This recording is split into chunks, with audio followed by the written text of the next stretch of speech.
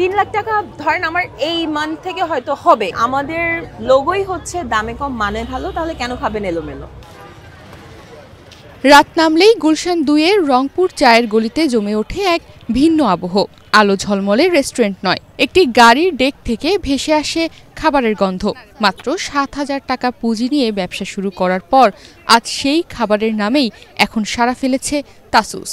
আমি অনলাইনে food delivery দিয়ে থাকি।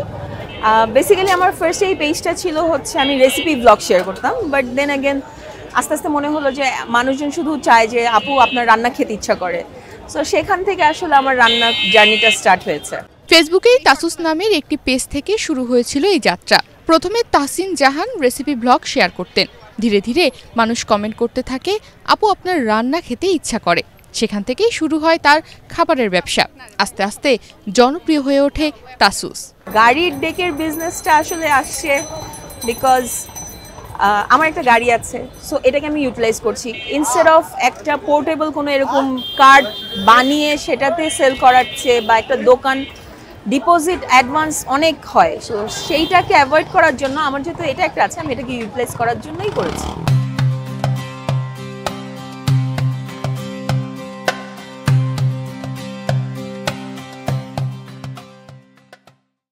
নিজের গাড়ি ব্যবহার করাই তার জন্য সবচেয়ে সহজ ও সাশ্রয়ী সমাধান ছিল।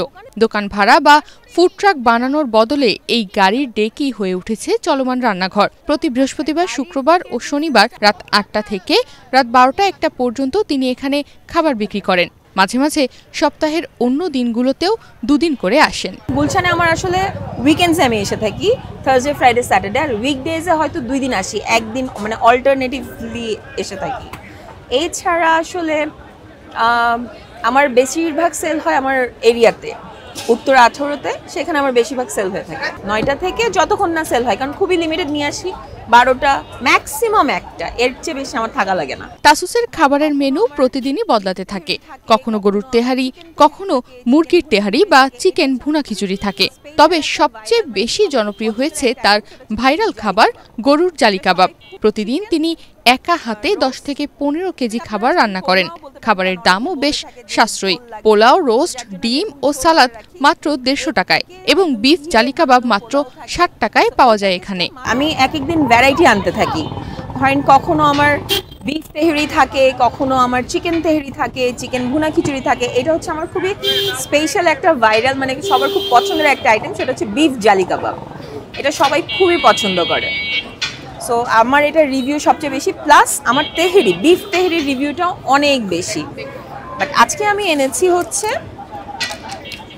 চিকেন রোস্ট, যেটাকে আপনারা চিকেন কোরমাও বলতে পারেন, কারণ অনেকে বলে থাকে যে ঝোল লাগবে।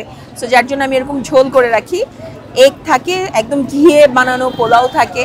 সো এই প্যাকেজটা মাত্র 150 টাকা। প্রতিদিন আসলে এটা ভ্যারিয়েবল তো, কারণ আমি অত বেশি তো আর যেহেতু নিজে সিঙ্গেল হ্যান্ডেডলি করে থাকি, এভরিডে আমার 10 থেকে 15 কেজির মতোই আপাতত করছি। প্রথম দিকে পথ চলাটা এত সহজ ছিল না। গরমে খাবার নষ্ট হয়ে যাওয়া, বিক্রি না হলে ফ্রি দিয়ে দিতে হওয়া, এইসবই সামলাতে হয়েছে তাকে। এতে দমে যাননি তিনি। ঘরে 3.5 বছরের বাচ্চা রেখে এই ব্যবসা চালানো ছিল বড় চ্যালেঞ্জ। তবে স্বাবলম্বী হওয়ার অদম্য ইচ্ছাই তাকে এগিয়ে দিয়েছে। My husband, my better half, ওর সাপোর্টেই আসলে এত দূর আগানো। ওই যেহেতু মানে সাপোর্ট করছে, ও অফিস করে এসে দেন আমাকে এখানে সময় দেওয়া, বাজার করা। So it's all him. It's really tiring. মানে আমার একটা ছোট বাচ্চাও আছে, ওর বয়স মাত্র 3.5 বছর। যেমন আজকে যখন আমি বের হচ্ছিলাম, ও আমাকে বলছিল মামা যেও না, মামা যেও না, মামা থাকো।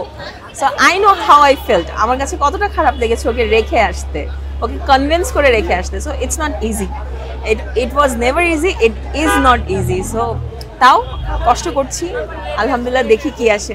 এখন প্রতিদিন তার বিক্রি হয় প্রায় 10,000 টাকার বেশি। মাস শেষে বিক্রি ছাড়িয়ে যায় প্রায় 3 লাখ টাকার ঘর। যদিও বিনিয়োগ ও বাজার খরচের হিসাব সামলান তার স্বামী।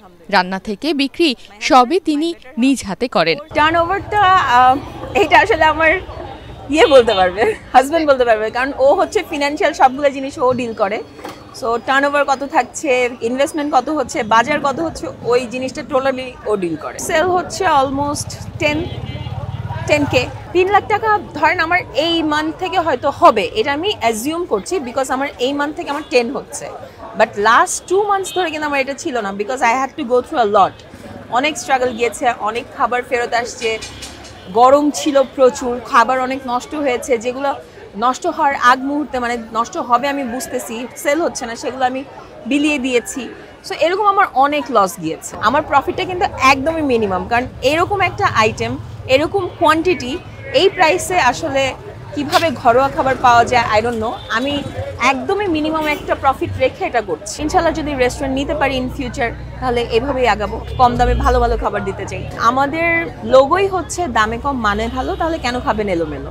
তার নিজের ভাষায় দামে কম মানে ভালো, তাই বাইরে থেকে কেন এলোমেলো খাবার খাবেন। অর্থাৎ মান বজায় রেখে সর্বনিম্ন দামে খাবার দেওয়া, এটাই তাসুসের মূল আকর্ষণ। আর সে কারণেই ভরসা করে ছুটে আসেন গুলশানের ক্রেতারা। তনিমা রহমান, বাংলাদেশ প্রতিদিন।